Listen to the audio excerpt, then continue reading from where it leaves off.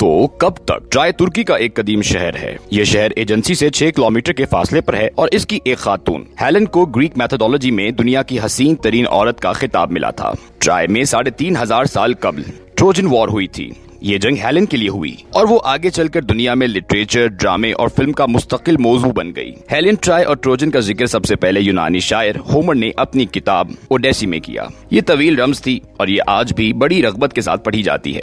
Homer का ताल्लुक भी तुर्की से था। ये एफ्यूसिस शहर में पला बड़ा और पढ़ा था और इसने ओडेसी भी यहीं लिखी थी। ट्रोजन वॉर ने 3,500 साल कबल एक जंगी तकनीक मुतारिफ कराई। ये तकनीक आज भी दुनिया की हर जंग में इस्तेमाल होती है। ट्रोजन वॉर में पहली बार दुश्मन को कत्ल करने की बजाय जख्मी किया गया था।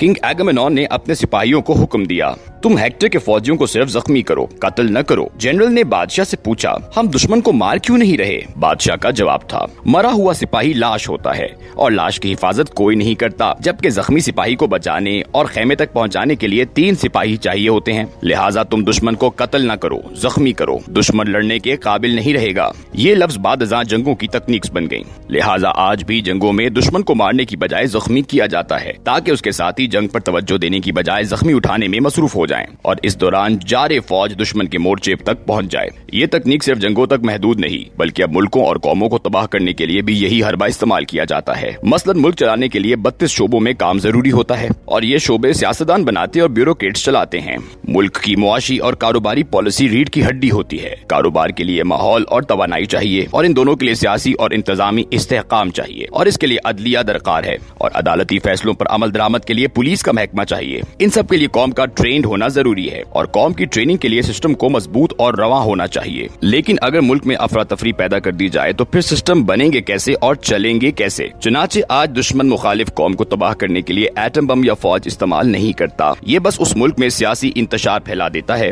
पूरा सिस्टम इस इंतशार में इंगेज हो जाता है और यूं वो मुल्क जख्मी हो जाता है और हम उस जख्मी तकनीक की बदतरीन मिसाल हैं। हमने 1948 से खुद ही इस मुल्क में इस्तेहकाम पैदा नहीं होने दिया। हम 70 साल से हंगामों और एहतजाज में मसरूफ हैं। चुनाचे आप मुल्क की हालत देख लीजिए। दुनिया में पुलिस का काम लॉ एंड ऑर्डर होता है। हमने 70 साल से पुलिस को एहतजाज रोकने और हंगामे कंट्रोल करने पर लगा रखा है। चुनाचे मुल्क में लॉ एंड ऑर्डर दोनों फौत हो चुके हैं। अदालतों का काम मजलूमों को इंसाफ देना होता है, लेकिन हमारी अदालतें 70 साल से सियासी मुकदमात भुगता रही हैं। लिहाजा इंसाफ भी कोर्ट्स और कचहरियों में दफन हो चुका है। ब्यूरोक्रेसी का काम मुल्क चलाना होता है, मगर हमारी ब्यूरोक्रेसी 70 साल से हुकूमतों को बचाने में मसरूफ है। अफसर तेरे अफसर और मेरे अफसर में तकसीम हो चुके हैं। फौज का काम मुल्क की हिफाजत होता है, लेकिन ये यहाँ 70 साल से हुकूमतें बनाने और भगाने में मसरूफ है। चुनाचे आज हालत देख ले। इमरान खान जलसों में मैं बता दूंगा के नारे लगा रहे हैं और कोई उनको रोक नहीं पा रहा। सियासी जमातों का काम मुल्क की क़यादत होता है, लेकिन हम 70 बरसों से उन्हें जेल और वजीर आजम हाउस के दरमियान घसीट रहे हैं।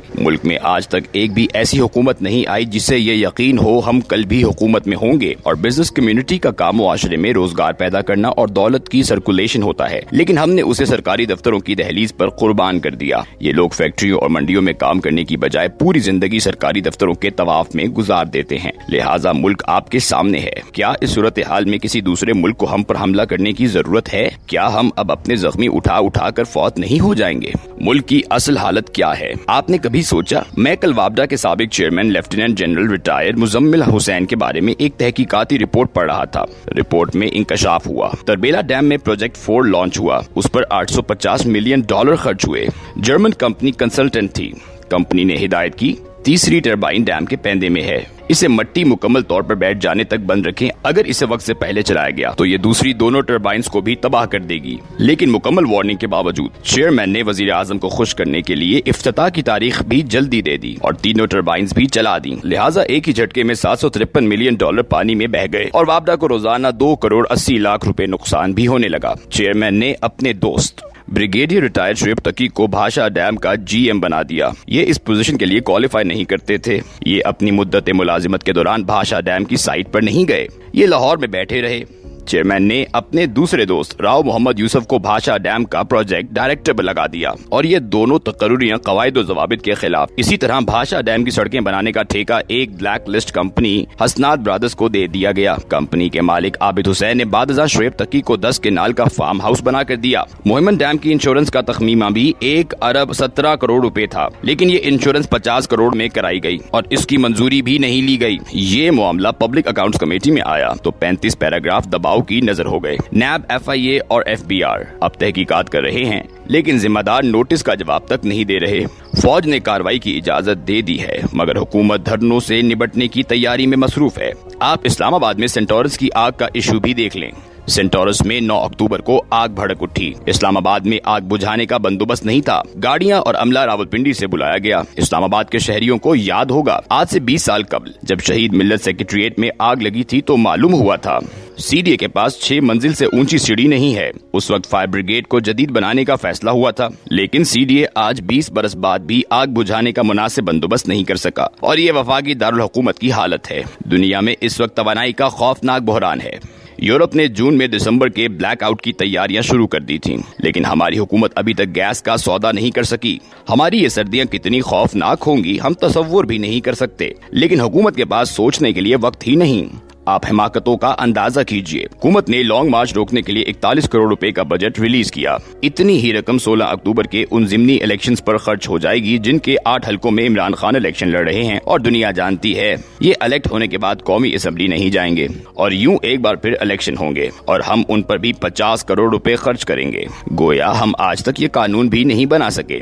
उम्मीदवार इलेक्शन से कबल हल्फनामा दें, हम असेंबली में जाएंगे, और अगर ना गए तो हम इलेक्शन के अखराजात अदा करने के पाबंद होंगे। हम आज तक 2 नशिस्तों पर इलेक्शन लड़ने वालों के लिए भी जुर्माना तय नहीं कर सके। लिहाजा हम एक जख्मी कौम हैं। हम अपने जख्मियों को उठा उठा कर फिर रहे हैं और हमारे दुश्मन हंस रहे हैं। रियासत और हुकूमतों को ये काम करने चाहिए थे, इसे मुल्क और मुआशरे को ट्रैक पर रखना था, लेकिन ये असल काम की बजाय सियासी जख्मियों को उठा उठा कर फिर रही है। हमारी हालत यह है, हम आज तक एक्सटेंशन और नए आर्मी चीफ की तैनाती का सिस्टम भी नहीं बना सके। मुल्क में अगर आज चीफ जस्टिस ऑफ पाकिस्तान ये ऐलान कर दें मैं रिटायर नहीं हो रहा, तो हमारे पास इन्हें उतारने का कोई चैनल मौजूद नहीं। लिहाजा दिल पर हाथ रख कर जवाब दीजिए, क्या ये मुल्क इस तरह चल सकेगा, और अगर ये चल सकेगा तो कब तक?